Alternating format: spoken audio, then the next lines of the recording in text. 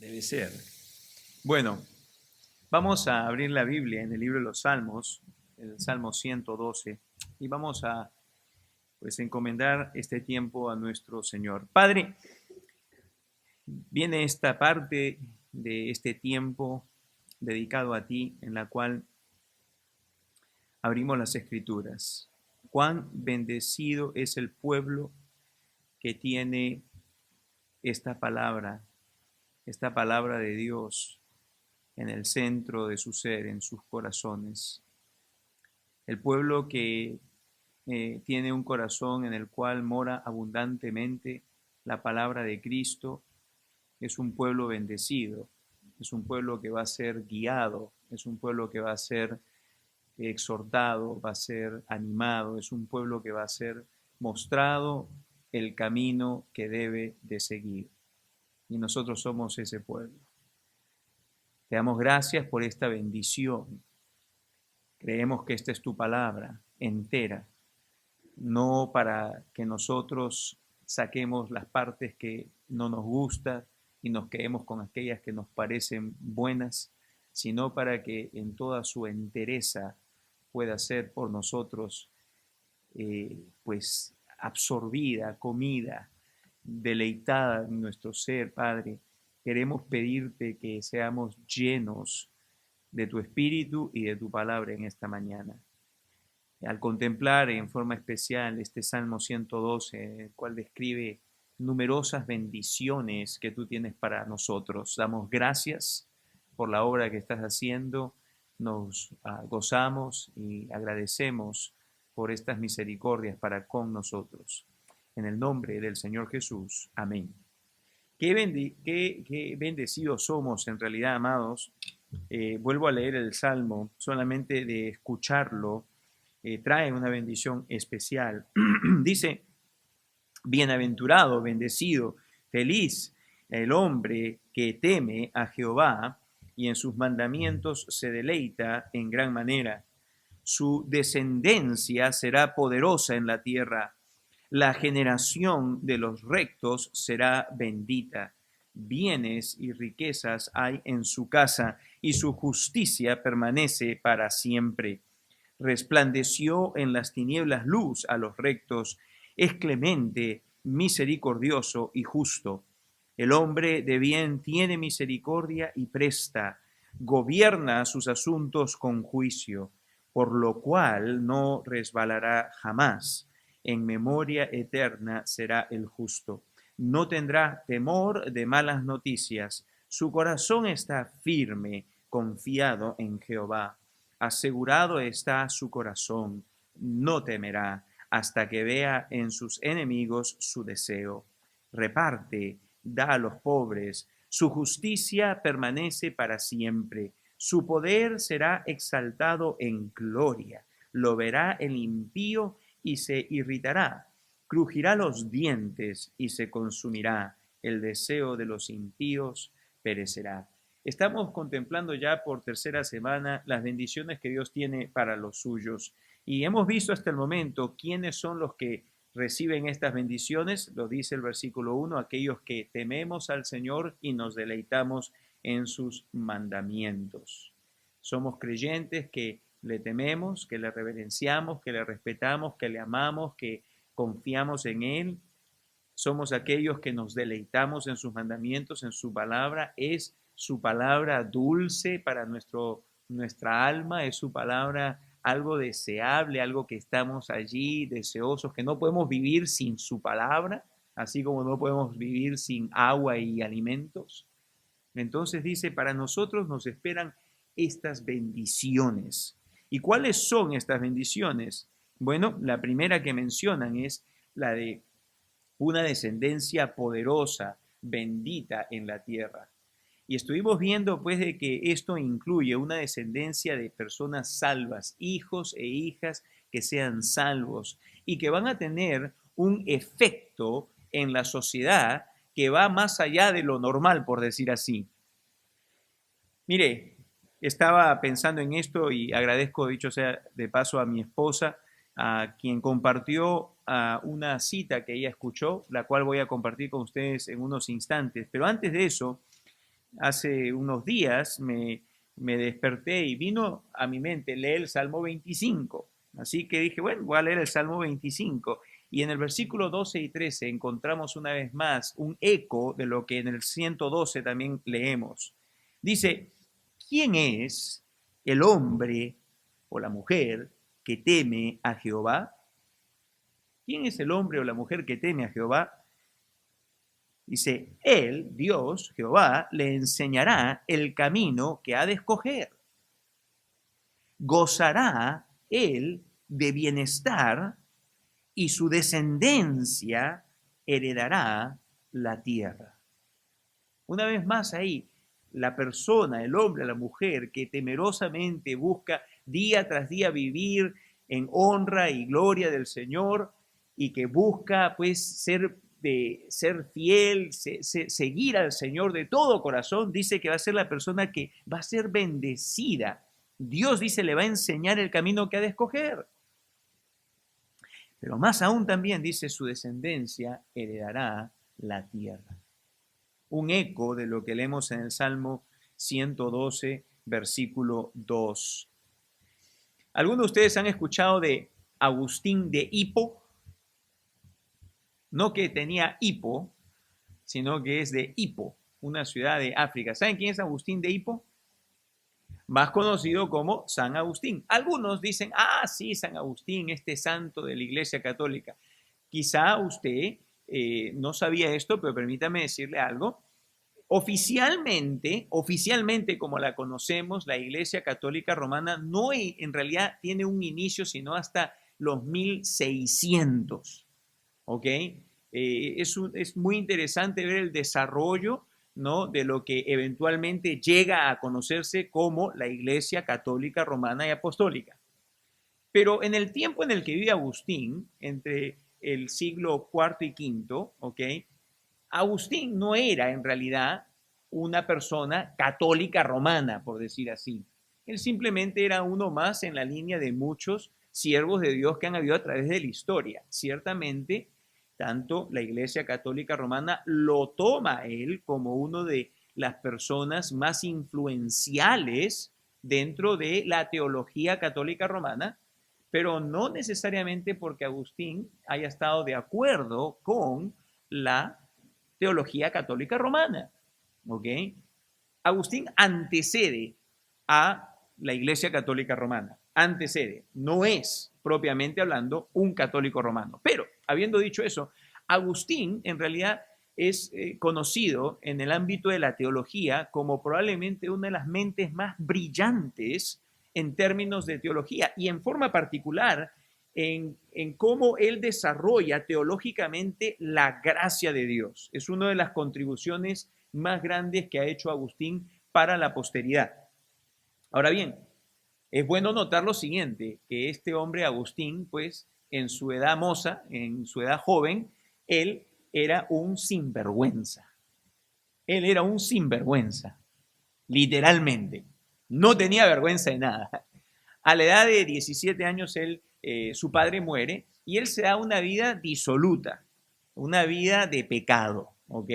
Estaba mucho en cosas de una vida de entregado a la lascivia, a la sexualidad. El hombre vivió una vida disoluta. Él cuenta algunas de sus cosas, ¿no?, allí en el libro que él escribió llamado Confesiones. Bueno, pero detrás de este hombre había una mujer que no cesaba de pedir a Dios por este hombre. Y esta mujer era su madre, Mónica. Y Mónica es conocida que un día, viendo cómo su hijo pues estaba totalmente apartado de los caminos de Dios, ella, clamando a Dios continuamente, un día se acerca de un pastor, ¿no? Y este pastor, viendo el celo, el fervor, la confianza que tenía Mónica en Dios para cambiar a su hijo, este hombre, este pastor, no pudo sino decir esta frase que quedó para la posteridad: el hijo de dichas lágrimas nunca perecerá. El hijo de dichas lágrimas nunca perecerá. Fue un tiempo después que Agustín estaba allí en un lugar y escuchó a algunos niños jugando y tenían un decir de aquel entonces, ¿no? Y había un pasaje del libro de Romanos diciendo allí de que uno no debía de estar dado a la fornicación y a los placeres del mundo. Y Dios utilizó eso para traerlo a la convicción de su pecado, para convertirse al Señor Jesucristo, y de ahí en adelante él vivió para el Señor Jesús. Y él ha sido una vez más una de las personas de más influencia en la historia, de más influencia. Él influenció muchísimo, por ejemplo, sus escritos influenciaron muchísimo a Juan Calvino, a Martín Lutero, quienes fueron instrumentos de Dios para traer la reforma en Europa, ¿no? Al fin de la Edad Media. Así que, una vez más, la descendencia de los creyentes que temen al Señor, dice, será poderosa en la tierra. Qué bendición en realidad. Qué bendición la que Dios tiene para nosotros. No, Dios nos dice aquí que Él tiene esta bendición para nosotros y nuestras familias. ¿No? Qué motivación en realidad para nosotros ir y buscar que vivir siendo temerosos del Señor, siendo gente que nos deleitamos en los mandamientos del Señor. La segunda bendición que estuvimos viendo fue la de prosperidad financiera. Y aquí, para marcar una diferencia entre la prosperidad financiera de estos movimientos que vemos el día de hoy y que escuchamos tanto en la radio y que leemos tanto de sus libros, o que hay ¿no? cantidad de material acerca de este evangelio de prosperidad y de salud. Para marcar una diferencia allí con este tipo de enseñanzas, vimos que Dios sí nos dice que nos va a hacer financieramente prósperos siempre y cuando nos sea provechoso, o tanto como nos sea provechoso, tanto como nos sea útil, tanto como nos sea beneficioso. Y vimos pues el libro de Proverbios en el capítulo 30, versículos 7 al 9, lo que allí se nos dice. Y también vimos que junto con esto viene que Dios también nos bendice para ser personas que dejemos un legado de justicia, una rectitud de carácter que quedará como un legado de ejemplo para nuestra posteridad. Ser recordados, ¿cierto? Como hombres y mujeres que temimos al Señor, que fuimos personas de un carácter íntegro. Una cualidad que básicamente está tan escasa el día de hoy, ¿no? Los empleadores la entienden, ¿cierto? Los empleadores entienden cuán importante es que las personas que trabajan para ellos sean personas de integridad. ¿Por qué? Porque no tienen que preocuparse de que les roben, de que hagan algo indebido, ¿cierto? Pero sin embargo vivimos en tiempos en los cuales la integridad es efímera, es algo que casi no encontramos ya. Cuán importante esto, que nosotros dejemos este ejemplo y un legado a nuestros hijos, de que cuando ellos vean y cuando ellos hablen de nosotros a sus hijos y a sus nietos, que ellos puedan traer a la memoria. Déjame decirte que, por ejemplo, Belita vaya diciendo ya a sus hijos más adelante, Dios mediante, el nono y la nona vivieron vidas de integridad. Fueron un ejemplo para nosotros. ¿Cierto? ¿Cómo te van a llamar tus nietos, Juan Carlos? ¿Cómo los van a llamar? ¿Ah? ¿Ya han pensado en eso? Granpa Juanca, ok. Que diga Granpa y Granma, Juanca y Adi, ok. Granma Adi. ¿Qué tipo de gente fueron? Que dejemos ese legado a nuestros hijos. Qué bendición en realidad, ¿eh? Qué bendición la que Dios nos quiere dar a nosotros. También vimos una tercera, que es que en los momentos oscuros nos va a resplandecer luz. Y para esto vimos lo que el libro de Miqueas presenta como en un tiempo de desmoronamiento de la sociedad y desmoronamiento de la familia, de los lazos, de los vínculos más, digamos, cercanos a cada persona. Cuando todo esto se desvanece, cuando todo esto se desmorona, entonces hay caos. Y como leíamos en el libro de Miqueas, decía, no confíes de la que está al lado tuyo en la cama. No confíes ni en tu mujer y viceversa, ¿no? No confíes en tu marido, ¿no? Porque tanto el marido como la mujer son unos sinvergüenzas, ¿ok? No confíes en nadie. Dice, las cosas se ponen de tal forma, ¿no? Cuando hay un desmoronamiento, cuando los lazos más cercanos, los de la familia, incluso se corrompen, ¿cierto? Por el pecado, donde ya, pues es un caos. Y en medio de todo ello, el profeta Miqueas pues puede ver claramente, ¿no?, cómo las cosas se van poniendo muy oscuras, pero en medio de todo ello él se une al pueblo de Israel y dice, aunque dice todo sea tinieblas, la luz de Dios va a resplandecer para nosotros los que tememos al Señor. Qué tremendo, qué bendición. Y vivimos en tiempos así, cada vez, la verdad es que esta mañana estamos conversando con los varones, ¿no? Hay una crisis de identidad en este instante, ¿no? ¿A qué me refiero? Hay una crisis de identidad. Nosotros los creyentes somos sumamente bendecidos porque tenemos, entre otras cosas, una identidad única. Algo, ¿qué cosa es una identidad? La identidad es quiénes nosotros somos, ¿cierto? Usted saca ahorita, deme su ID. Bueno, usted saca su licencia de conducir. Y en su licencia de conducir usted va a tener una foto suya, y ojalá que sea una foto hace 10 años cuando usted tenía pelo, ¿cierto? Entonces, usted tiene una foto suya allí, y ahí también va a decir la fecha de nacimiento, va a dar su dirección, va a decir el color de sus ojos, va a decir la altura que usted tiene, etcétera, ¿no? En esa tarjetita está allí algo con respecto a quién usted es. La identidad es quién nosotros somos. Bueno, nosotros los creyentes, de acuerdo al libro de Efesios, tenemos una identidad en el Señor Jesús. Nosotros somos identificados en Jesucristo. Pero la gente que está sin Cristo tiene una crisis de identidad en este momento, ¿cierto? Los hombres se les dice, ¿no?, que aunque tengan órganos sexuales masculinos, no son necesariamente hombres, ¿no? Si se sienten que pueden ser como mujeres, pues de repente tienen, aunque tienen todo anatómicamente como hombre, de repente se sienten como mujeres. A la mujer se le dice que aunque tiene todo anatómicamente como una mujer, de repente dentro de ella se quiere sentir más como un hombre. Una crisis de identidad. Nuestra sociedad está en crisis. Y estas cosas le están enseñando a los chiquilines pues en las escuelas públicas.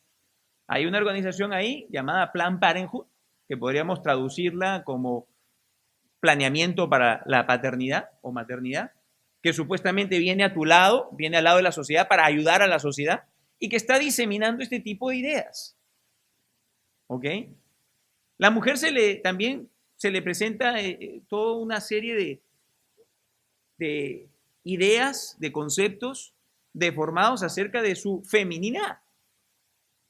¿Cierto? Como dice mi esposa muchas veces, me dice, básicamente lo que muchas mujeres dentro del movimiento femenino, feminista del día de hoy, lo que están haciendo en realidad dice que están liberando a la mujer y lo que están haciendo es quieren hacer a la mujer cada vez más un hombre. ¿No? Entonces hay toda esta crisis de identidad. Es un momento oscuro, es un momento difícil para vivir. Y traer hijos en medio de este momento, en medio de toda esta oscuridad, está llevando a muchos a decir, oye, la verdad es que no sé si voy a querer tener hijos en este tiempo. ¿No? Porque imagínate, aquí es que vamos a tener hijos acá. Para que estén en medio de toda esta oscuridad, mejor fuese ya y no más quedar, pues, ¿no? Pero recuerden una cosa, amados, en medio de las tinieblas, para los que tememos al Señor y nos deleitamos en sus mandamientos en gran manera, para nosotros va a haber luz. Para nosotros y nuestros hogares va a haber luz.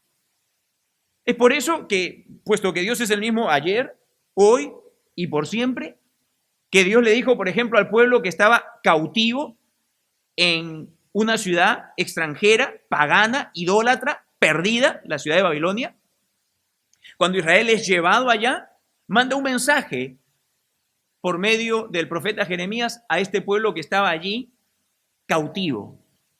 Y le dice lo siguiente. Dice, no se disminuyan, aumenten. Parece que ese es el versículo que nuestro hermano Onyx y Mabel han tomado bien en serio. José Luis Yadira también. ¿No?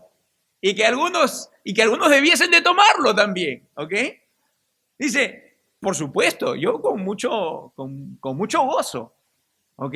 Les soy sincero, parte de la razón por la cual hay un espaciamiento ahí entre la primera camada y la segunda es justamente porque pensamientos contrarios a lo que la Escritura dice, tenían una influencia en mi propia mente. Pero la Escritura dice, no se disminuyan, aumenten. Hey, es más, dice, compren tierras, edifiquen casas, planten viñas. En otras palabras, establezcanse, no se preocupen. Todo alrededor de ustedes es tinieblas, pero ustedes tendrán luz. Es lo que el pueblo de Dios siempre puede confiar. Cuando el pueblo de Dios teme al Señor, cuando el pueblo de Dios se deleita en gran manera en el Señor, va a tener luz en medio de las tinieblas más grandes que puedan haber. Y podemos confiar que aunque sea un ejército numerosísimo de ideas y pensamientos y de malos ejemplos y todo lo demás que esté a nuestro alrededor y que están atacando en una forma incesante sobre nosotros y nuestras familias, de que Dios nos va a amparar y nos va a proteger. Porque luz se nos va a ser dado en medio de las tinieblas. ¡Qué bendición! ¡Qué bendición! Es una bendición que los demás que no temen a Dios, que no le conocen, no la tienen. No la tienen. Están andando hacia las vagas. No saben qué hacer.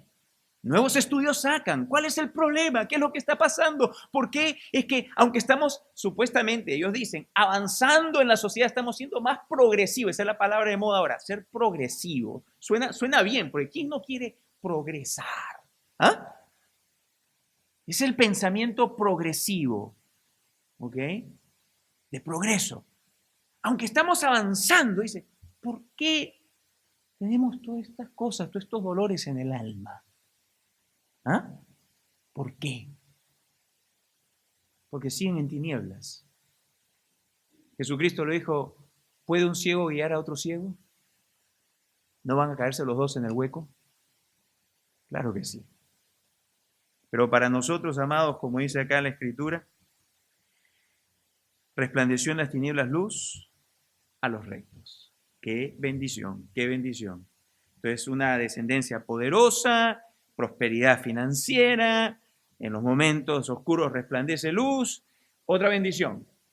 Dios dice que nos va a hacer más semejantes a el Señor Jesucristo. Nos va a hacer con un carácter más semejante a Él. Dios es clemente, Él es misericordioso, Él es justo y así también nos va a hacer a nosotros. Nos va a hacer clementes, nos va a hacer misericordiosos, nos va a hacer justos. Qué bueno eso, la verdad. Qué bueno eso, que Dios nos va a ir formando conforme a su propio carácter. Ese es el propósito, leímos el libro de Romanos, ¿no? Donde dice que el plan de Dios es tal que pues tiene como fin el conformarnos a la imagen de su Hijo, el Señor Jesús. La enseñanza de la palabra de Dios, en este contexto, por ejemplo, tiene el mismo propósito. Cuando uno de vuestros pastores, uno de vuestros maestros, se esfuerza y está estudiando y escudriñando la Escritura y está escribiendo un mensaje para luego traérselos a ustedes después de muchas horas de trabajo, ¿por qué ese esfuerzo? ¿Por qué esa dedicación? ¿Por qué ese tiempo invertido delante del Señor, orando, estudiando, comparando, viendo que está escudriñando la palabra con precisión para no equivocarse? ¿Por qué todo eso? ¿Por qué? Porque es el medio por el cual Dios transforma vuestras vidas y las nuestras. Es el medio por el cual, ese es el propósito. Es por eso otra de las razones importantes del cual nosotros debemos de participar cuanto nos sea posible de este tipo de tiempos donde podemos ser impartidos la palabra. En el libro de Efesios, en el capítulo 4, versículo 11 y 12 dice, y él mismo constituyó a unos a apóstoles, a otros profetas, a otros evangelistas, a otros pastores y maestros, a fin de perfeccionar a los santos para la obra del ministerio, para la edificación del cuerpo de Cristo, hasta que todos lleguemos a la unidad de la fe y del conocimiento del Hijo de Dios, a un varón o mujer perfecta, perfecto, a la medida de la estatura de la plenitud de Cristo. El medio que Dios utiliza ciertamente que es su palabra. Y es una de las bendiciones que Él nos da, ser conformados. No hay persona más perfecta que el Señor Jesús. Y todos nosotros tenemos nuestras cositas, ¿cierto? En nuestro carácter, nuestras asperezas, ¿no? Dice, somos diamantes, sí, pero somos algunos diamantes bien en bruto. Y algunos yo me consideraría bien bruto también, ¿ok? Así que, pues déjeme decirle, para que salga el brillo, tiene que ser cortado. Todas esas asperezas. Pero al final les quedaremos como una gema. Y esa gema tiene ya alguien que es nuestra gema de gemas, es el Señor Jesús.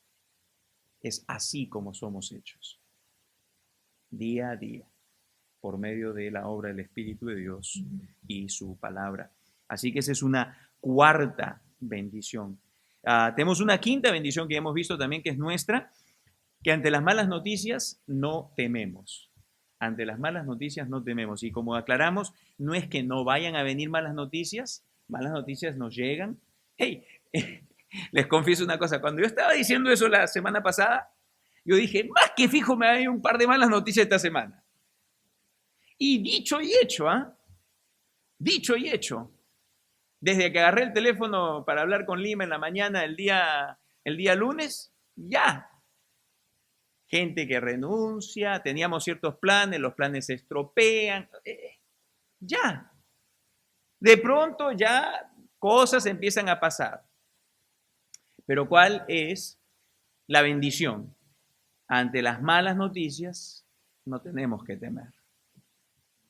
No tenemos que temer. ¡Qué bendición! ¡Qué bendición! No hay que temer. ¿Por qué? Porque podemos estar con todo nuestro corazón muy confiados en la bondad, la misericordia, la compasión, la soberanía de Dios actuando en y a favor nuestro. Dios está, como dice la Escritura, por nosotros, no contra nosotros. Le tememos, nos deleitamos grandemente en sus mandamientos, Dios está por nosotros. Y Él actúa para nuestra bendición. Así que no tenemos por qué temer. Y hasta ahí creo que fue que nos quedamos.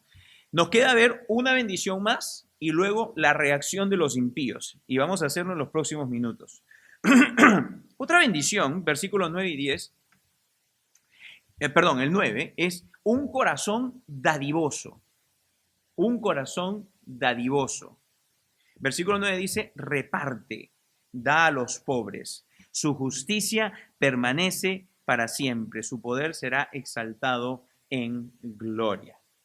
Hemos visto que Dios le ha bendecido a este creyente con bienes materiales, ¿cierto? Le ha prosperado financieramente.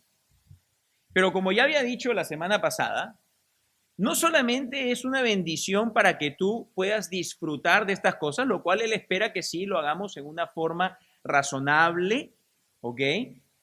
Dice que Dios nos ha dado abundantemente de estas bendiciones para que las disfrutemos, nos dice el Nuevo Testamento.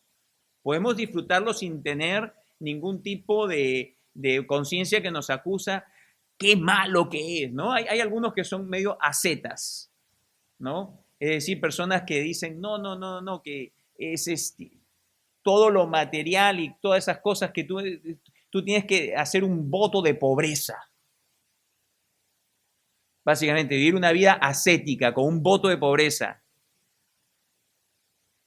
Y no hay nada que disfrutar de ello. Bueno, no. La Escritura no enseña eso. La Escritura se dice que debe haber una cierta moderación, debe haber una mente sobria. Pero también la Escritura dice que junto con todo esto hay una bendición que Dios va obrando en la vida del creyente. De forma que, conforme lo va bendiciendo, Dios va obrando en la vida del creyente un corazón dadivoso. De forma que la persona que está siendo bendecida no es la persona que va a agarrar el creyente y decir, uy, qué chévere, ahora sí tengo más plata y ahora sí para mí. No. sino que conforme Dios lo está bendiciendo, Dios también, si es que es la bendición de Dios, Dios también está obrando para que tenga un corazón dadivoso. Para que así más bien, como dice el Salmo acá, reparte de lo que Dios le da. Reparte. ¿Ah? Esto es interesantísimo. Y esto nos cae bien a nosotros, que la mayor parte de nosotros venimos de un trasfondo católico romano. ¿Por qué digo esto? La semana pasada utilicé una expresión que no la expliqué completamente, pero decimos que, yo decía, esto es un dicho peruano, ¿no? Que muchos de nosotros somos devotos de la Virgen del Puño. ¿Y a qué me refiero por eso? Devoto de la Virgen. ¿Eso es una expresión peruana, sí o no, Aldo? ¿Sí o no? ¿Somos ex devotos de la Virgen del Puño, sí o no, Aldo? Sí, claro que sí. La Virgen del Puño es la patrona de la tacañería, ¿ok? Es la patrona de la mezquindad. Es la patrona que nos lleva a ser mezquinos y a dar limosnitas. Y si por ahí suena que hay 3 monedas en el bolsillo, eso es mucho, 2 está suficiente. ¿Ok? Por lo general, aquellos nosotros venimos de este contexto católico romano, venimos de un contexto donde se nos enseñó a ser tacaños. Y hemos sido tacaños. Y nadie nos podía tocar la billetera. Y mucho de esto se trae hacia nuestra nueva vida en Cristo, ¿cierto? Porque tenga presente, yo cuando salí de las tinieblas en las cuales estaba, Cristo me puso inmediatamente en su luz admirable. Ok, pero no automáticamente todas las tonterías que habían en mi mente, todos los errores que habían en mi mente, todos los pensamientos filosóficos que había en mi mente, de las mentiras que cogí por todos los años que anduve viviendo en el mundo y todas las cosas que fui aprendiendo, todas las malas prácticas que cogí y todas las actitudes que aprendí y todas las cosas que se fueron desarrollando, no que desaparecieron el día que me convertí. Esas cosas no se dejan así nomás. Dios empieza el proceso de agarrar este diamante en bruto, ¿cierto? Y empieza a limpiarlo, y empieza a pulirlo, y empieza a sacar cortecito por acá, para que empiece a salir la luz, ¿no? Brillante, ¿no? Cómo brilla. ¿Usted ha visto los brillantes cómo son? ¿No? Que le pones luz y magnifica las cosas, ¿no? Y Dios empieza a obrar así. Y entre una de las cosas que Dios fue obrando en mí, una de las primeras cosas fue cuando empecé a ver ese concepto de dar. Dar. Porque de acuerdo, Dios me puso la convicción inmediatamente, muy al principio, de que uno de los cambios que tenía que haber en mi vida era que yo tenía que ser responsable financieramente, que fue parte de lo que vimos. ¿Ok? Pero Dios no me iba a dejar solamente con eso, que yo sea responsable. Pues la primera área de responsabilidad en este caso, ¿sabe cuál fue? ¿Cómo Dios la puso? Ok, compadre, tienes que vivir en un presupuesto. Porque yo vivía en el sueño americano. El sueño americano es tener 20,000 tarjetas de crédito. Es el sueño americano. Mientras más tarjetas de crédito tenga, más puedo gastar. Es el sueño americano. Y entonces, mientras más tarjetas tenga, más gasto, más disfruto la vida. Y entonces Dios me dijo, no, ese no es el sueño americano, es el sueño de gente que no entiende bien las cosas, que después se va a ver en un problema bien grande, quizá en serios aprietos. Una de las primeras cosas que tú vas a tener que hacer es que tienes que aprender a manejar las finanzas en una forma responsable. Así que una de las cosas que Dios hizo al principio de mi vida cristiana fue que me trajo a conocer un ministerio en aquel entonces de un hermano que se llamaba Larry Burkett. ¿Ok? Christian Financial Concepts. Ya hoy en día no existe ese ministerio, fue absorbido por otro ministerio y no sé cuál será en este momento el estatus de ese otro ministerio, pero de este hermano empecé a escuchar cosas que nunca en mi vida había escuchado. Yo había ido a la universidad, había tomado clases de economía, había tomado una serie de cosas, estaba envuelto en negocios, leía el Wall Street Journal, pero nunca me habían enseñado a hacer cómo manejar la plata personalmente. Y la primera cosa fue que yo entusiasmado fui y compré sus libros y una de las primeras cosas que hice fue lo que llaman en inglés un workbook, ¿no? Un libro de trabajo donde saqué una hojita y decía, ok, los primeros pasos para un presupuesto. Entonces, ponga acá lo que usted gana. ¿Ok? Ok, perfecto, pues, tanto. Entonces, y ahora lo que me decía es que yo ponga todo lo que yo gasto para mí y para mi familia. Y de pronto venía esta parte de ofrenda. La segunda cosa, ofrenda. Tuve un problema. Decía, cuando usted suma ofrenda y renta o mortgage y luz y agua y comida y seguro y gasolina y auto y ropa y salidas y todo, dice, esto tiene que sumar 100% que debe ser lo que tú recibes. Bueno, el primer problema es que yo veía como que sumaba 120 o 130% contra lo que el 100% que recibía. Ah, esa era la razón por la cual me estaba metiendo en deuda en la tarjeta. Y había acumulado varios miles de dólares en deuda de tarjeta de crédito. Varios miles de dólares. Pero él me la estaba haciendo bien difícil, porque la primera cosa que me dice es que aumente mi presupuesto. Con una categoría que yo nunca había tenido esa categoría, señores. Que yo dé una ofrenda. ¿Cómo hace posible eso? No que supuestamente él me va a enseñar a mí a que la cosa me alcance. ¿Cómo me pone a mí en esa situación de yo entonces tener que estar ahora con una categoría adicional que me pone más bien en mayor déficit, como yo lo entendía? Entonces, no fue un proceso fácil para mí, les soy sincero. No fue un proceso fácil. Creo que en cierta forma también fue un proceso no fácil para mi esposa, porque viendo las cosas que Dios estaba obrando, ¿cierto?, en nosotros, inmediatamente nos afectó en nuestro estilo de vida. Parte de ello es que a mí me gustaban y me gustan, y creo que me continuarán gustando los automóviles. ¿Ok? Ya, lo saben. Bueno, yo tenía 2 autos y estaban financiaditos. Y de pronto, pues cuando veo que ahí me faltaba en ese presupuesto, justo coincidía, caramba, o era la ofrenda o era un auto. ¿Qué decisión tomar? ¿La ofrenda o el auto? ¿La ofrenda o el auto? ¿La ofrenda o el auto? El auto, por supuesto, era lo que decía mi ser más interno. Pero lo que el Espíritu de Dios me decía era, confía en mí. Trust me. Tú no lo entiendes, pero tienes que aprender a confiar en mí. Bueno, ok, tomamos la decisión, vamos a vender un auto. ¿Cuál vendemos? El que menos me gusta, por supuesto. Había uno que me encantaba, era un Honda Prelude, 5 velocidades. Ese auto cuando le metía ahí primera, segunda, ese auto se... Y el otro también, un Civic. Pero el Prelude no tenía aire acondicionado. Vamos a tener que quedar con el Civic. Es más práctico, 4 puertas, le funciona todo. Luego, señor, vamos a dejarlo a ti como tú quieres. Se vendió el Civic, no vendí el Prelude.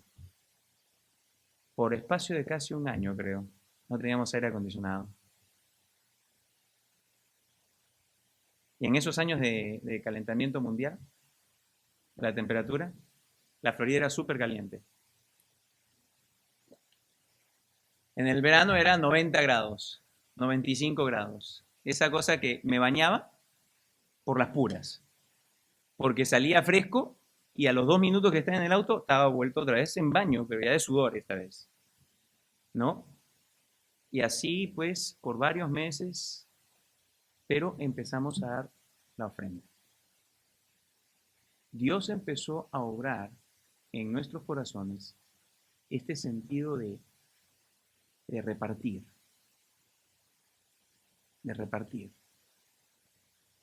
empezar a dar. Y hasta el día de hoy no me arrepiento ni un ápice de haberlo empezado a hacer. Ni un ápice. No me arrepiento en lo absoluto de nada. Y hubo un momento en que mi esposa estaba bajo convicción. Dijo, ¿sabes qué?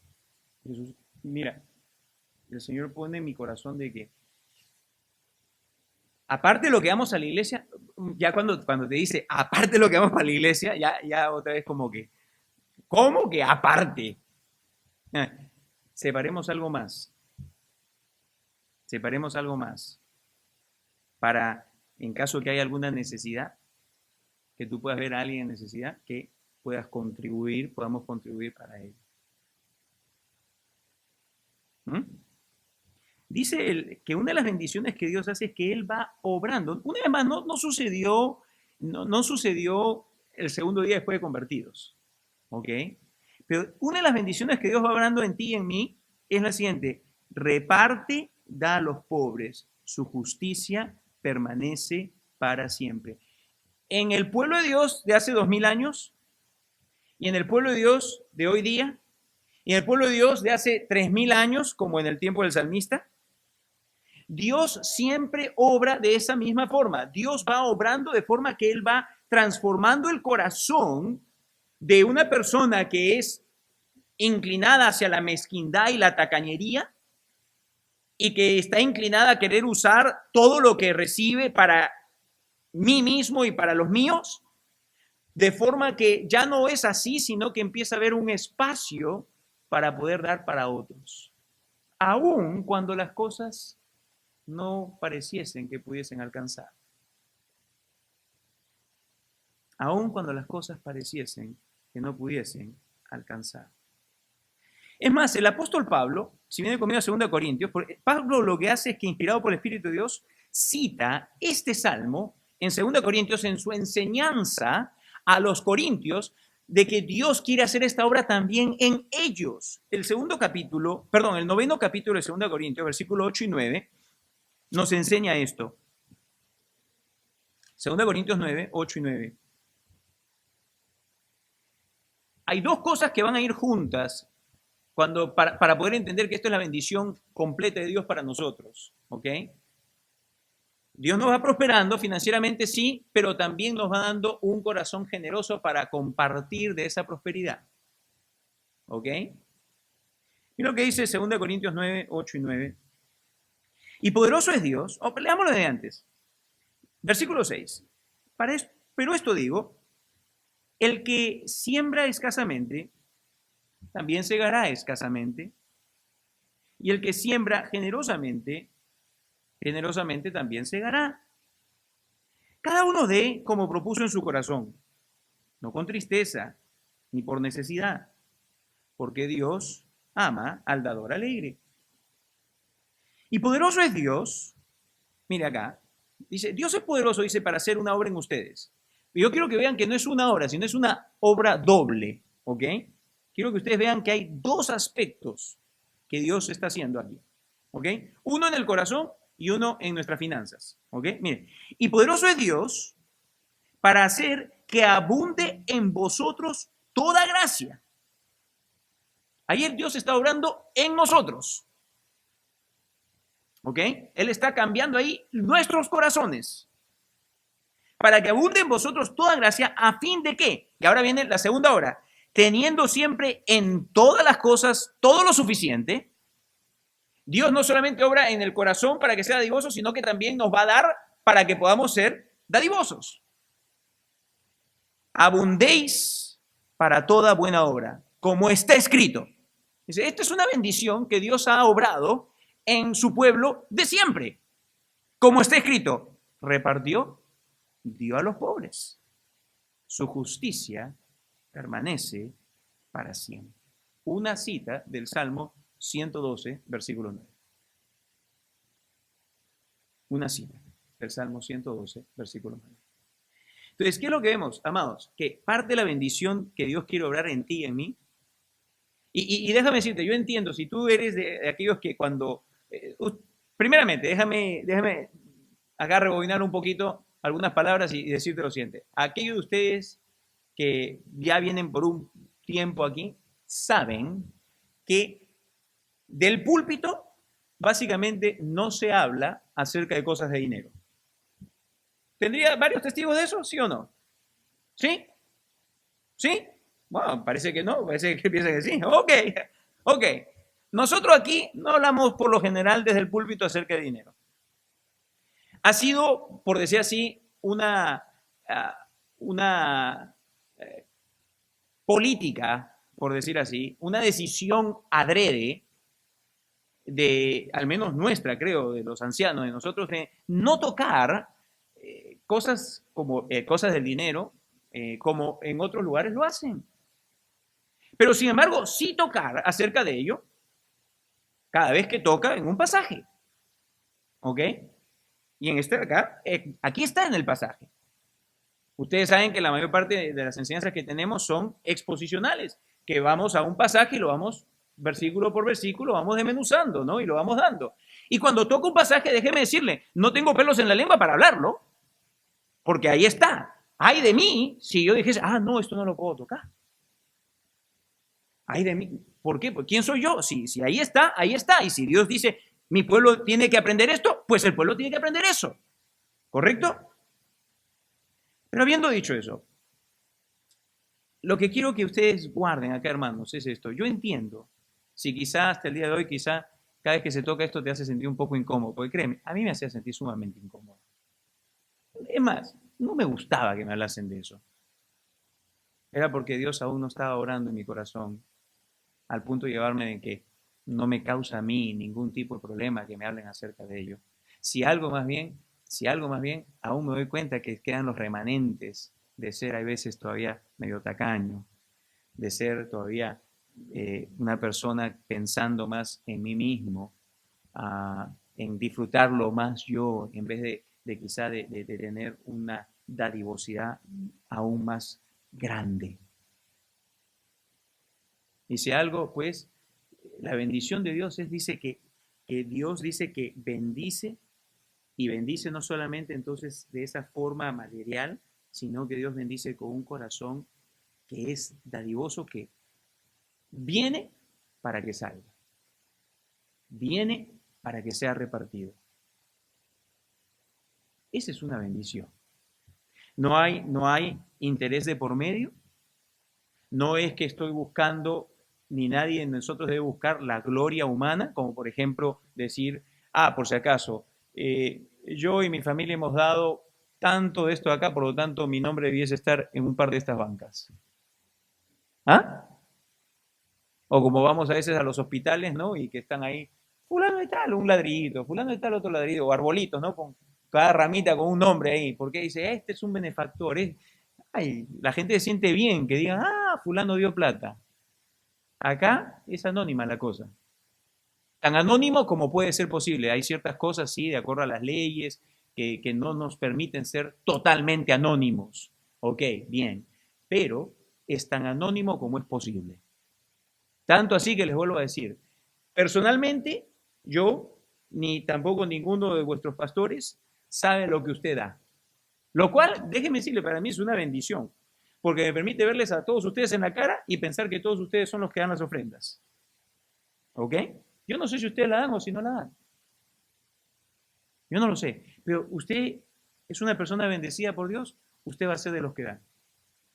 Y usted lo va a dar con alegría, no por necesidad. Usted lo va a dar con ese corazón y en la gracia de Dios está obrando, dándole ese corazón dadivoso. Finalmente, la reacción de los impíos, pues el tiempo se me ha ido. La reacción de los impíos. Versículo 10 del Salmo 112. Mira lo que dice ahí. Dice, aquí viene ahora, y esto es curiosísimo. Cuando di la lección esta en la clase de las damas, uno de los pensamientos que se los dije a las damas presentes en aquella oportunidad es que yo casi paraba en el versículo 9, porque encontraba un poco de dificultad conectar el 9 con el 10. No era porque no quería o porque lo encontraba, que era más que nada porque yo tenía una dificultad en ver que conectar el contexto de todo esto. Hay algunos pasajes que no son tan fáciles como para presentarlo así con mucha claridad y que requieren de más estudio y de oración y todo lo demás. Pero el Señor, creo que el sentido de lo que está acá diciendo es lo siguiente. Dice, lo verá el impío y se irritará. ¿Qué es lo que verá? ¿Qué es lo que verá el impío? Dice, verá la bendición de Dios sobre los que son su pueblo.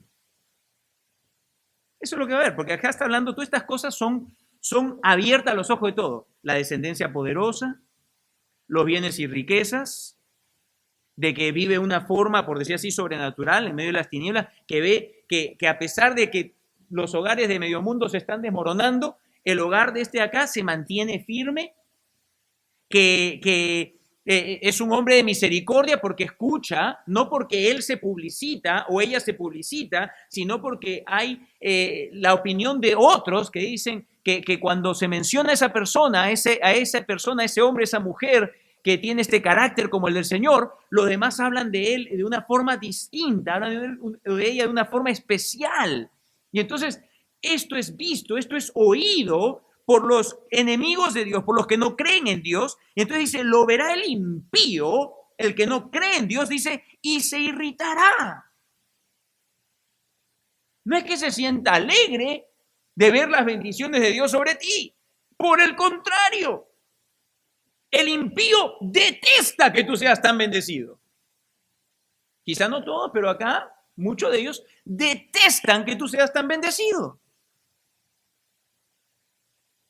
Tanto así que dice, más allá de eso, dice, se irritará, crujirá los dientes y se consumirá.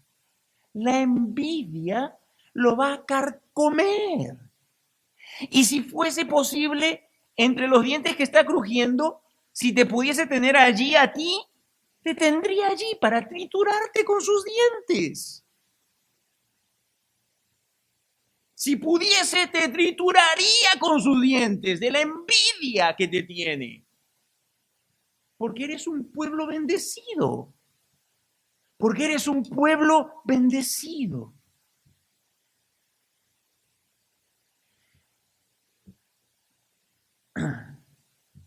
Sin embargo, mira lo que dice la frase final.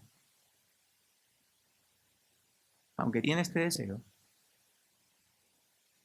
el deseo de los impíos, dice, de destruirte, de triturarte, de parar, de quitarte esa sonrisa, de quitarte esa alegría, de quitarte esa paz, de quitarte a tu mujer si pudiese, o tu marido si pudiese, o los hijos que tienes, o de la prosperidad.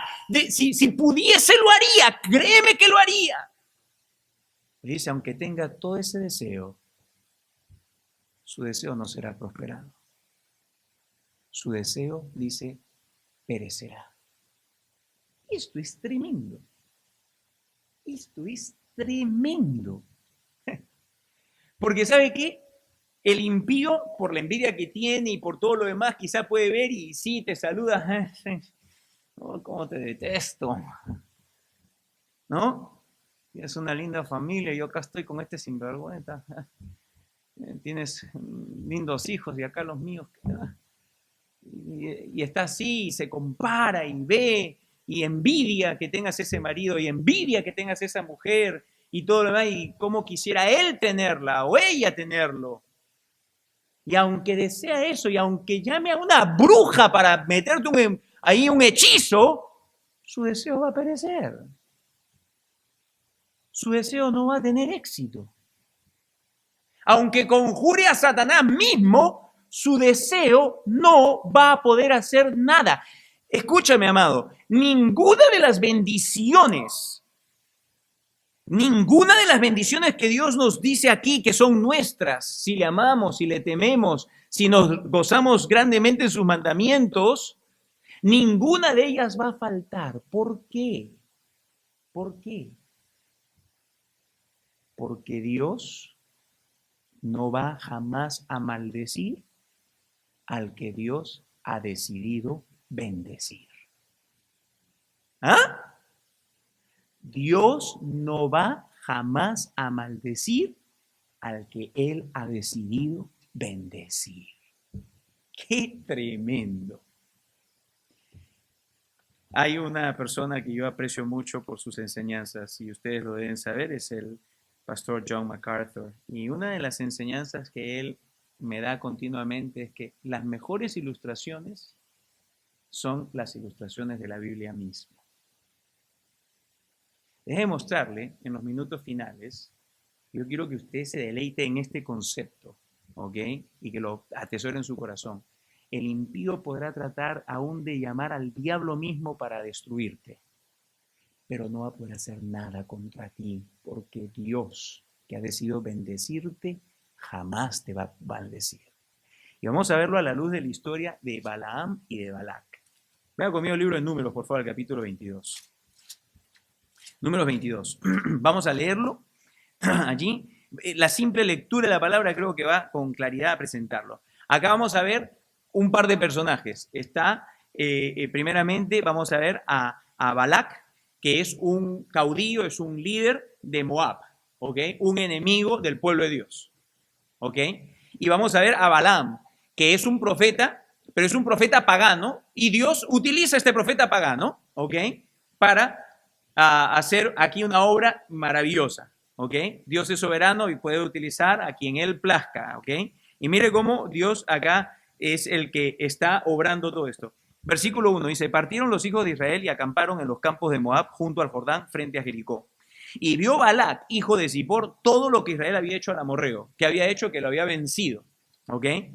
Recuerden, acá estamos en el periodo de la historia de Israel donde Jehová ha sacado a Israel de Egipto y lo va a llevar hacia la tierra prometida, ¿ok? Después de los 40 años del desierto. Dice, y Moab tuvo gran temor a causa del pueblo, dice, y Moab tuvo gran temor a causa del pueblo porque era mucho, y se angustió Moab a causa de los hijos de Israel. Todavía no habían entrado, ¿ok? A la tierra prometida, todavía no habían entrado, pero ya Dios le está dando conquistas, ¿ok? Y dijo Moab a los ancianos de Madián, dice, ahora lamerá esta gente, es decir, los judíos, a todos nuestros contornos como lame el buey la grama del campo. Y Balac, hijo de Zippor, era entonces rey de Moab. Por tanto, envió mensajeros a Balaam, hijo de Beor, este es el profeta falso, este es un profeta pagano, Balaam, hijo de Beor, en Petor, que está junto al río en la tierra de los hijos de su pueblo, para que lo llamasen, diciendo, un pueblo ha salido de Egipto, y aquí cubre la faz de la tierra, y habita delante de mí. Ven pues ahora, te ruego, maldíceme este pueblo. Conjura a los dioses, a quien tengas que conjurar, ¿ok? Y tráeme una maldición. Ahora, es interesante, lo más probable es que este hombre, Balaam, este profeta, tenía la reputación en aquel entonces de que cuando él maldecía, algo pasaba, ¿ok? Porque si no, no hubiese sido traído por el rey. Él tenía que tener una cierta reputación, ¿ok? Él era el que maldecía y pasaba la maldición. Entonces, acá Balac lo manda a llamar y le dice, maldíceme este pueblo. Entonces dice versículo 6, ven pues ahora, te ruego, maldíceme este pueblo, porque es más fuerte que yo. Quizá yo pueda herirlo y echarlo de la tierra. Pues yo sé que el que tú bendigas será bendito, y el que tú maldigas será maldito. Fueron los ancianos de Moab y los ancianos de Madián con las dádivas de adivinación en su mano, y llegaron a Balaam y le dijeron estas palabras de Balac. Saltemos ahora al versículo 35. Llegaron todos, ¿no? Y entonces ya están acá, lo van a mandar traer. Y el ángel de Jehová dijo a Balaam, ve con estos hombres, pero la palabra que yo te diga, esta hablarás. Así Balaam fue con los príncipes de Balac. Oyendo Balac que Balaam venía, salió a recibirlo a la ciudad de Moab, que está junto al límite de Arnón, que está al extremo de su territorio. Y Balac dijo a Balaam, hey, ¿no envié yo a llamarte? ¿Por qué no has venido a mí? ¿No puedo yo honrarte? ¿Acaso qué? ¿No tengo suficiente plata para comprar tus servicios? ¿Ok? Balaam respondió a Balac, he aquí yo he venido a ti. Mas, ¿podré ahora hablar alguna cosa? La palabra que Dios pusiera en mi boca, esa hablaré. Y fue Balaam con Balac y vinieron a Kiriat Huzot. Y Balac hizo matar bueyes y ovejas y envió a Balaam y a los príncipes que estaban con él. El día siguiente, Balac tomó a Balaam y lo hizo subir a Bamot Baal. Y desde allí vio a los más cercanos del pueblo. Subió a un monte y vio el campamento de Israel, parte del campamento. Y Balaam dijo a Balac, edifícame aquí 7 altares y prepárame aquí 7 becerros y 7 carneros. Ok, voy a conjurar acá las fuerzas del mal. Ok, vamos a hacer acá básicamente un culto satánico. Ok, así que vamos a conjurar acá, vamos a traer poder espiritual acá para maldecir a este pueblo. Balac hizo como le dijo Balaam y ofrecieron Balac y Balaam un becerro y un carnero en cada altar. Y Balaam dijo a Balac, ponte junto a tu holocausto y yo iré. Quizá Jehová me vendrá al encuentro y cualquiera cosa que me mostrare te avisaré. Y se fue a un monte descubierto. Vino Dios al encuentro de Balaam y éste le dijo, 7 altares he ordenado y en cada altar ofreció un becerro y un carnero. Y Jehová puso palabra en la boca de Balaam y le dijo, vuelve a Balac y dile así. Y volvió a él, y aquí estaba él junto a su holocausto, él y todos los príncipes de Moab. Ahora viene, ¿no? Y ya, ahorita está Balac ansioso de escuchar la maldición para que este pueblo que dice que ya sea destruido. Y él tomó su parábola y dijo, de Aram me trajo Balac, rey de Moab, de los montes del oriente. Ven, maldíceme a Jacob, y ven, execra a Israel. ¿Por qué maldeciré yo al que Dios no maldijo? ¿Y por qué he de execrar al que Jehová no ha execrado? Porque de la cumbre de las peñas lo veré, y de los collados lo miraré. He aquí un pueblo que habitará confiado, y no será contado entre las naciones. ¿Quién contará el polvo de Jacob, o el número de la cuarta parte de Israel? Muera yo la muerte de los rectos, y en mi postrimería será como la suya. Entonces Balac dijo a Balaam, ¿qué me has hecho? Te he traído para que me maldigas a mis enemigos, y aquí has proferido bendiciones. Y él respondió y dijo, ¿no cuidaré de decir lo que Jehová ponga en mi boca? Y dijo Balac, te ruego que vengas conmigo a otro lugar desde el cual lo veas. Solamente los más cercanos verás y no lo verás todos. Y de allí me los maldecirás. Y lo llevó al campo de Sofim, a la cumbre de Pisga. Y edificó 7 altares y ofreció un becerro y un carnero en cada altar. Entonces él dijo a Balac, ponte aquí junto a tu holocausto y yo iré a encontrar a Dios allí. Y Jehová salió al encuentro de Balaam y puso palabra en su boca y le dijo, vuelve a Balac y dile así. Y vino a él, y he aquí que él estaba junto a su holocausto, y con él los príncipes de Moab, y le dijo Balac, ¿qué ha dicho Jehová? Entonces él tomó su parábola y le dijo, Balac, levántate y oye, escucha mis palabras, hijo de Zippor. Dios no es hombre para que mienta, ni hijo de hombre para que se arrepienta. Él dijo, y no hará. Habló y no lo ejecutará. He aquí, he recibido orden de bendecir. Y él dio bendición y no podré revocarla. No ha notado iniquidad en Jacob, ni ha visto perversidad en Israel. Jehová su Dios está con él, y júbilo de rey hay en él. Y júbilo de rey en él.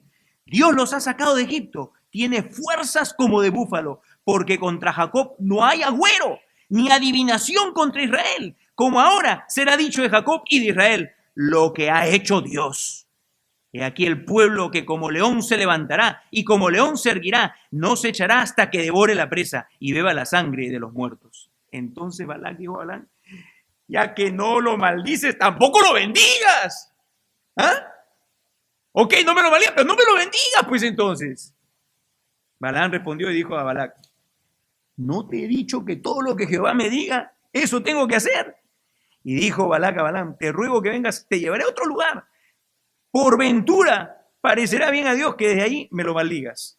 Y Balac llevó a Balaam a la cumbre de Peor, que mira hacia el desierto, 3 veces ya ahora, ¿no? A la tercera es la vencida. Entonces Balaam dijo a Balac, edifícame aquí 7 altares y prepárame aquí 7 becerros y 7 carneros, como había hecho anteriormente. Y Balac hizo como Balaam le dijo y ofreció un becerro y un carnero en cada altar. Cuando vio Balaam que parecía bien a Jehová que él bendijese a Israel, no fue como la primera y segunda vez en busca de agüero, sino que puso su rostro hacia el desierto y alzando sus ojos vio a Israel alojado por sus tribus y el Espíritu de Dios vino sobre él. Acá fue inmediata la cosa, ¿ok? Entonces tomó su parábola y dijo Balaam, hijo de Beor, y dijo el varón de ojos abiertos, Dios le abrió los ojos acá a este pagano. Dijo el que oyó los dichos de Dios, el que vio la visión del Omnipotente, caído pero abiertos los ojos. Cuán hermosas son tus tiendas, oh Jacob, tus habitaciones, oh Israel. Como arroyos están extendidas, como huertos junto al río, como aloes plantados por Jehová, como cedros junto a las aguas. De sus manos destilarán aguas y su descendencia será en muchas aguas. Enaltecerá su rey más que Agag y su reino será engrandecido. Dios lo sacó de Egipto, tiene fuerzas como de búfalo. Devorará las naciones enemigas, desmenuzará sus huesos y las traspasará con sus saetas. Se encorvará para echarse como león y como leona. ¿Quién lo despertará? Benditos los que te bendijeren y malditos los que te maldijeren. Entonces se encendió la ira de Balac contra Balaam y batiendo sus manos le dijo, para maldecir a mis enemigos te he llamado y aquí los has bendecido ya 3 veces. Ahora huye a tu lugar. Yo dije que te honraría, mas he aquí que Jehová te ha privado de honra. Y Balaam le respondió, ¿no lo declaré yo también a tus mensajeros que me enviaste diciendo, si Balac me diese su casa llena de plata y oro, yo no podré traspasar el dicho de Jehová para hacer cosa buena ni mala de mi arbitrio? Mas lo que hable Jehová, eso diré yo. Amado, a quien Jehová bendice, él no va a maldecir. Y Dios ha dicho en el Salmo 112, ¿me temes? ¿Te deleitas en mis mandamientos? Aun cuando el impío triture sus dientes contra ti, conjure al infierno, a Satanás, haga pacto satánico, lo que quiera, nada va a cambiar. Mi bendición estará sobre ti y los tuyos. Amén. Padre, cuán maravillosas son tus bendiciones para nosotros. Eres grande, poderoso. Estás por nosotros. ¿De quién hemos de temer? Aun cuando el infierno mismo se junte a una, no podrá hacernos nada, porque tú eres nuestro protector, nuestro escudo, aquel que nos bendice, y cuando tú nos bendices, nadie nos podrá quitar ni una pizca de tus bendiciones. Bendito seas y alabado tú por siempre. Y Padre, permíteme solamente pedirte ahora hacia el final por aquellos que están aquí presentes que no tienen la bendición de ser contados como pueblo tuyo aún. Para pedirte que por tu espíritu tú obres en la vida de ellos, de ellas, para hacerles ver su necesidad de un Salvador. Y el único Salvador que ha sido dado a los hombres, el único en el cual cualquier ser humano puede hallar perdón y vida eterna, es Jesucristo. Y te pido pues que lo traigas a Cristo Jesús y que allí desde su corazón clame a ti, arrepentido, humildemente, pidiendo gracia, misericordia, compasión, perdón por todos sus pecados, y que crea que Jesús murió por él o por ella en esa cruz. Crea que Jesús resucitó de los muertos. Confiadamente apele a ti por misericordia y perdón. Obra tú esto en la vida de aquellos. En el nombre de Jesús. Amén.